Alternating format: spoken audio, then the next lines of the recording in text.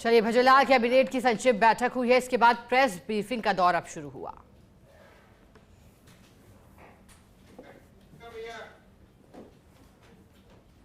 करीब आधा घंटे तक चली कैबिनेट की बैठक। राजस्व विभाग के भूमि आवंटन से जुड़े मुद्दों को लेकर भी निर्णय हुआ है। उप मुख्यमंत्री डॉक्टर प्रेमचंद बैरवा सुनेगा आप उन्हें।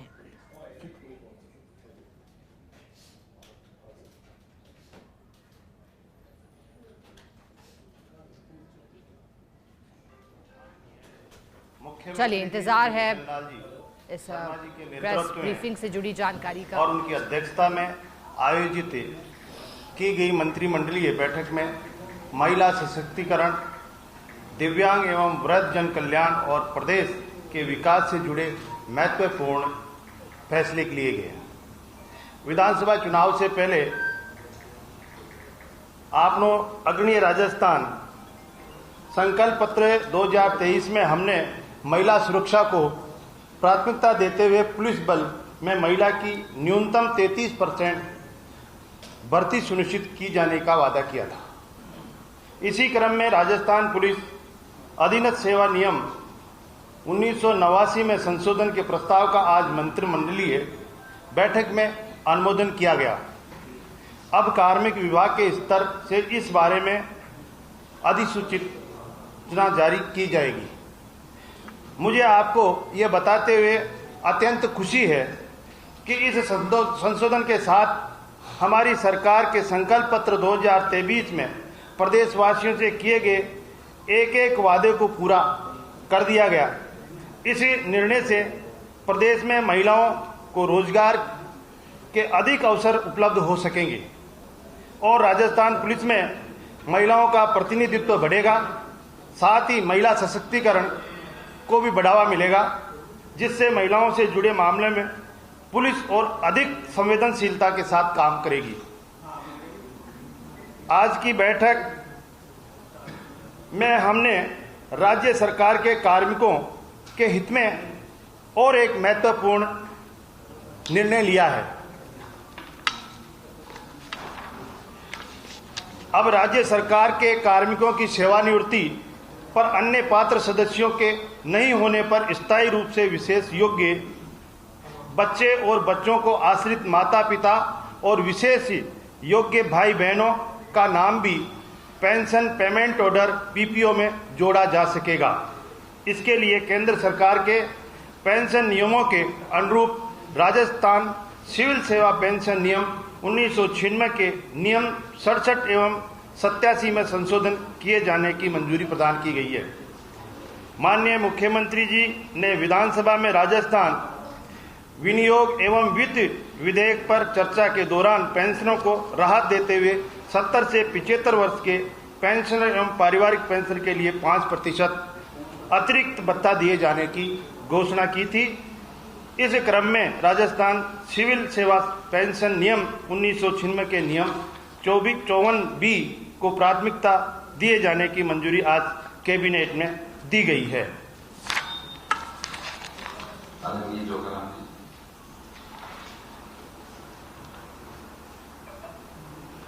हमारे हिंदुस्तान के लोकतंत्र के चौथे स्तंभ के सभी भाइयों और बहनों,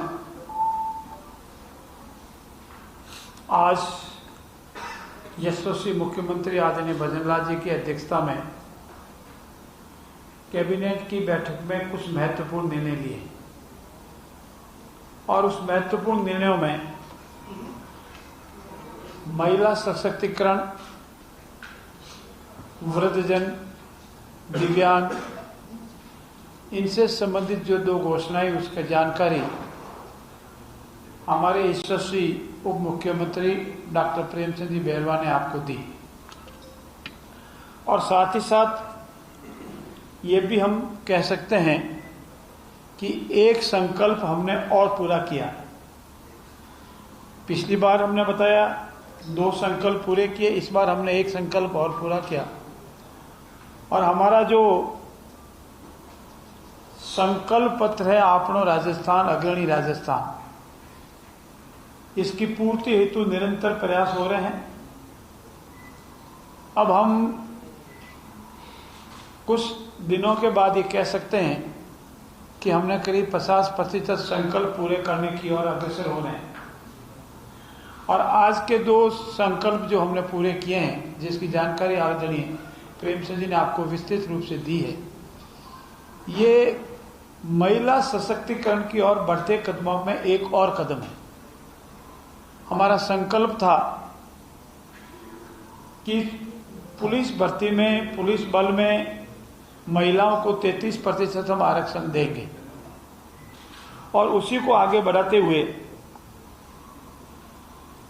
जब तक हम इसे संबंधित एक्ट में संशोधन नहीं कर सकते थे तब तक ये संकल्प पूरा होने वाला नहीं था। इसीलिए आज राजस्थान पुलिस अधीनस्थ सेवा नियम 1989 में संशोधन किया है और पुलिस में भर्ती में 33% हमारे महिलाओं का आरक्षण रहेगा।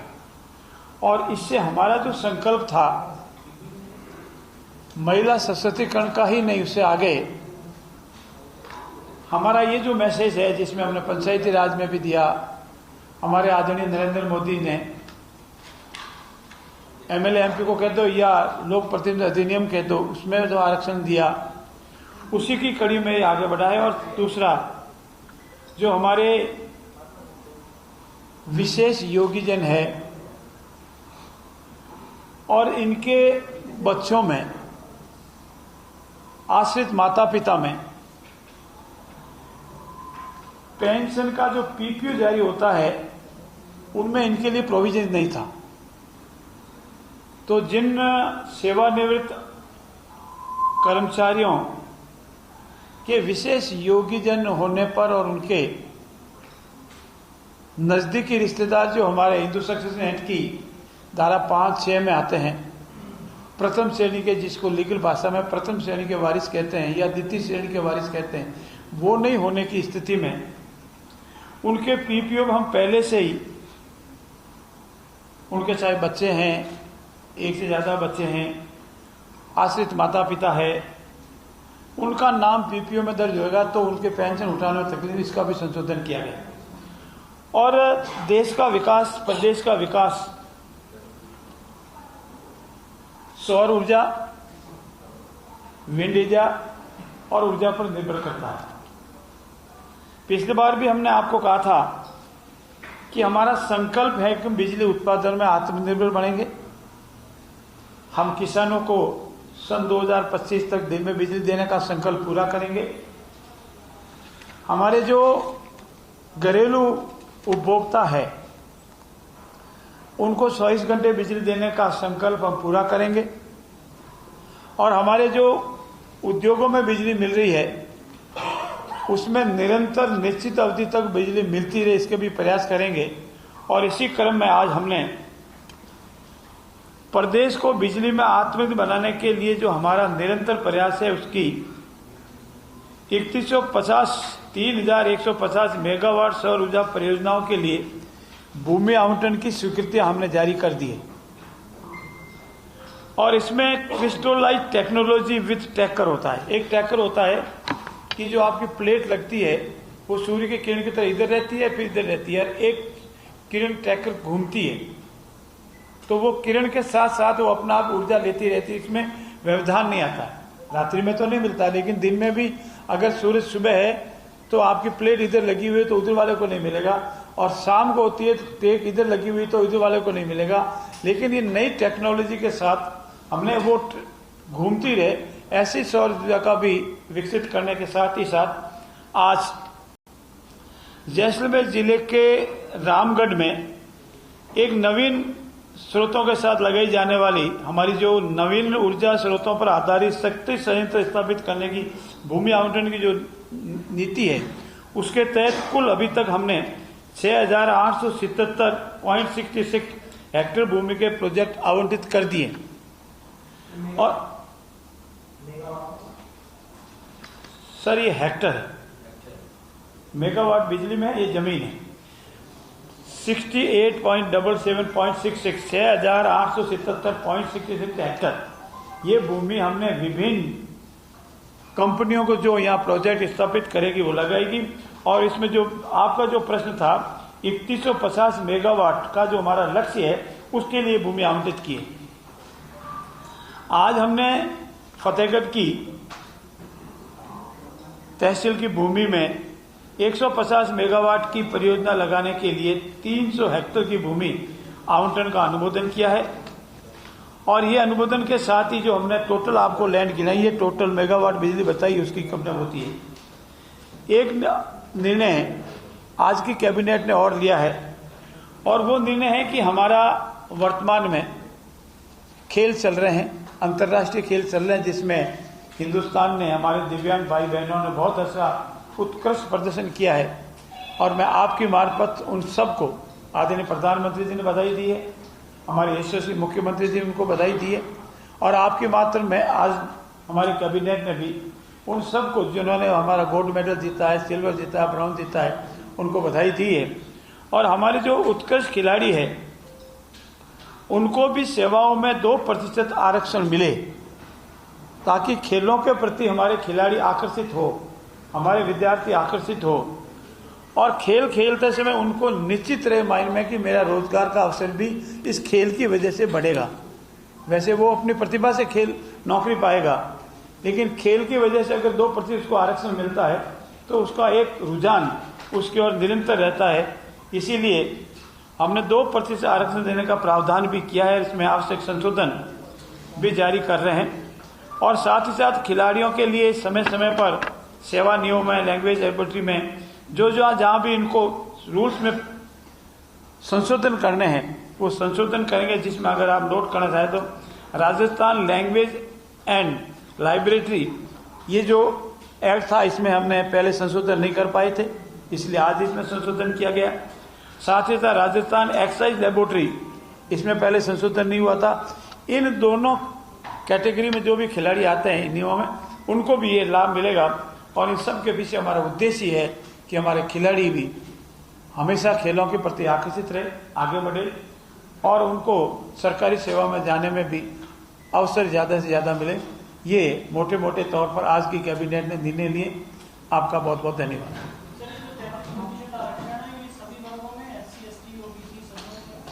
हाँ, इन नियमों में आने वाले सभी वर्गों के, केवल खिलाड़ियों के, हाँ, वो सभी के लिए। उसमें तो हैं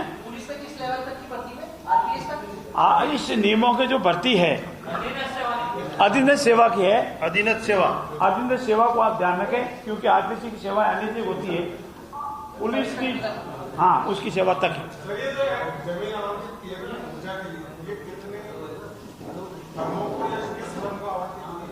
अलग अलग समय पर अलग अलग फर्मों को आवंटित की है।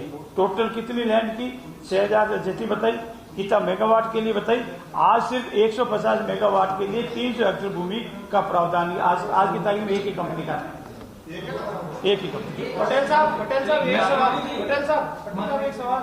गोविंद सिंह डोटासरा बोल रहे हैं कि पर्ची सरकार है और एक जो ट्रक है वो गंगानगर से निकल के गुजरात तक पहुंच जाता है, क्योंकि हर थाने पे बंदी बंदी हुई है, मतलब जो उन्होंने कल बयान दिया है। आपका प्रश्न बहुत सही है, और मेरा सभी मित्रों से निवेदन ये है कि जैसा मेरे मन में होता है वैसा मेरे से बाहर आता है। ये बंदी बंदे होना, ये शायद कहीं न कहीं उनके मन में पहले से है, इसलिए बाहर आया है। मेरे साथी है, मित्र है गोविंद जी, मैं इतना ही कहूंगा कि उनको कहीं न कहीं मन में एक स्वयं के साथियों से हो और किसी कारणों से वो जैब है, और उनको बड़बोलेपन की आदत हो गई है, इसलिए वो जहां से आते हैं अनावश्यक बोलते हैं। मेरा उनसे निवेदन है, प्रार्थना है, ज़्यादा मेरा कहने का अधिकार नहीं, इतनी मेरी प्रार्थना है कि वो इस बात पर गंभीरता से विचार करें कि वो प्रदेश नेशनल पार्टी के प्रदेश के अध्यक्ष हैं। उनका स्टेट में एक जिम्मेवारी का स्टेटमेंट होता है, और अगर बिना जिम्मेवारी का स्टेटमेंट दिया जाता है, बड़बोलेपन का स्टेटमेंट दिया, बिना किसी मर्यादा के स्टेटमेंट दिया जाता है, तो उसका कोई नहीं। ऐसे सभी कथनों का हम खंडन करते हैं और भर्त्सना भी करते हैं। एसआई परीक्षा को लेकर भी कुछ डिस्कस हुआ कैबिनेट में? सर, एसआई परीक्षा को लेकर परीक्षाएं निर्धारित अवधि पर समय समय पर होगी, कैलेंडर हम जारी कर रहे हैं, हमसे बार बार निवेदन किया है, और जो हमारा संकल्प है इस वर्ष 1 लाख भर्ती का, वो हम पूरी करेंगे। और हमारा संकल्प है 4 लाख की 5 वर्ष में भर्ती का, उस संकल्प को भी पूरा करें। देखिए, मैंने पिछली बार आपसे निवेदन किया था, पुनः दोहरा रहा हूं, स्थानांतरण नीति अभी हमारी प्रारंभिक स्टेज पर है। इसकी विभिन्न परीक्षाएं, विभिन्न क्षेत्रों पर परीक्षण हो रहा है और जब फाइनल होगी तो हम आपसे निवेदन करेंगे। समीक्षाएं होने के बाद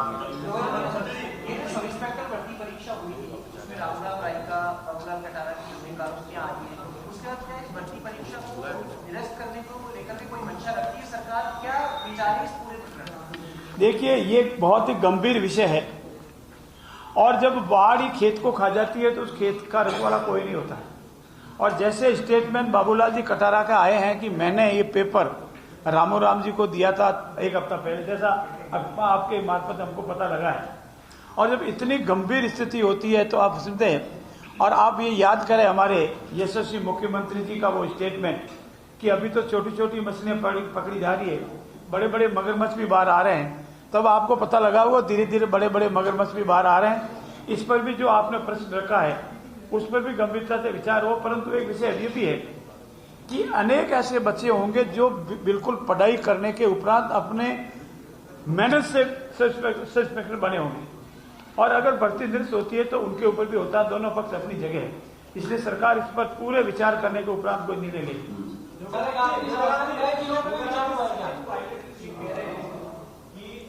आपने चुनाव के अंदर वादा किया था कि आरपीएससी का पुनर्गठन करेंगे, तो क्या सरकार ये विचार रखती है कि इसके बाद में आरपीएससी में कोई बदलाव करेगा? मेरा सभी साथियों से निवेदन है, सचिन पायलट जी ने कहा वो अपनी जगह है, अपनी सरकार के कार्यकाल का दौरान वो नहीं कर पाए, उस कारणों में मैं नहीं जाऊंगा। लेकिन आप कृपया ध्यान दें, ये संवैधानिक पद है, संविधान में इसके प्रावधान जिस तरह से दिए हुए हैं वो किसी भी प्रदेश की सरकार को एकदम पुनर्गठन करने के अधिकार नहीं देता है। बहुत लंबी प्रक्रिया है और आप कहें तो कभी एक दिन रखे तो मैंने पूरे आर्टिकल वाइज कितने आज दिन तक 3 स्टेटों ने ऐसा प्रयास किए कि हम उसका पुनर्गठन करें या किसी सदस्य को हटा देवें, तो उसकी जो प्रक्रिया है अप टू सुप्रीम कोर्ट तक जाने के बाद आती है, इसमें समय लगता है। इसीलिए पुनर्गठन करना जरूरी भी होता है, लेकिन संवैधानिक प्रक्रिया निभाने के उपरांत ही किया जा सकता है, बोलने से नहीं होता है। आप कभी सचिन पायलट साहब से वार्ता हो तो अवश्य पूछे कि साहब कौन सी प्रक्रिया के तहत कब किया जा सकता है। धन्यवाद।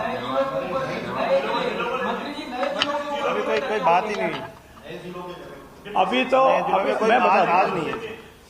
आप सुन ले नए जिलों के बारे में, आप निश्चित रहे, आप जल्दी मत करें, आपको जल्दी ज्यादा हमको नहीं है। आप देखिए, नए जिलों के लिए पूर्ववर्ती सरकार ने बिना किसी आधार नियमों से परे जाकर और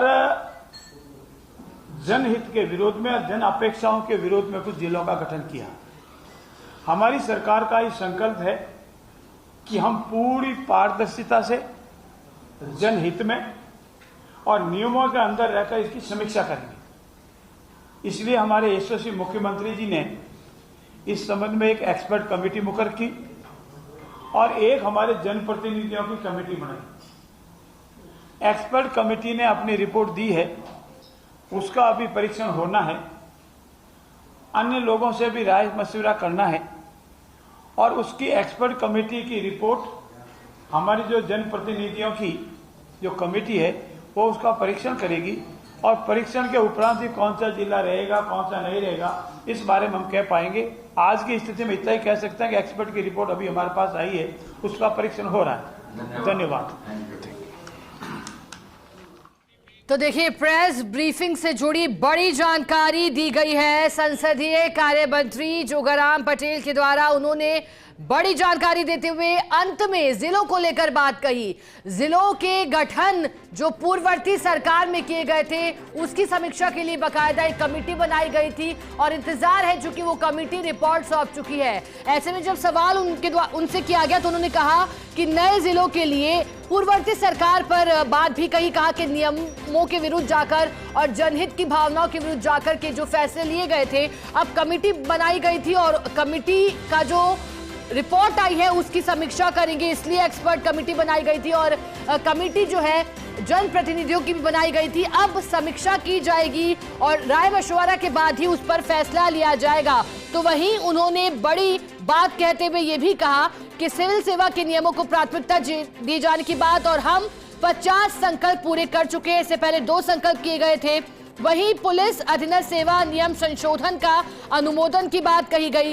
राज्य कर्मचारियों के हित से जुड़े निर्णय, वही विशेष योग्य बच्चों के नाम भी अब पेंशन में शामिल होंगे। ये भी एक बड़ा फैसला इस कैबिनेट बैठक का। सेवानिवृत्ति के बाद पात्र व्यक्तियों का नाम अब पीपीओ में शामिल की बात। वहीं खिलाड़ियों से जुड़ी बात कही और कहा कि खिलाड़ियों के लिए जहां भी संशोधन करने हैं किए जाएंगे। खिलाड़ी खेलों के प्रति आगे बढ़े और आगे जाने का अवसर मिले, ऐसे में अतिरिक्त भत्ता या फिर परीक्षा को लेकर भी कहा और कहा कि निर्धारित समय पर होंगी और इस साल 1 लाख परीक्षा आयोजित की जाएगी।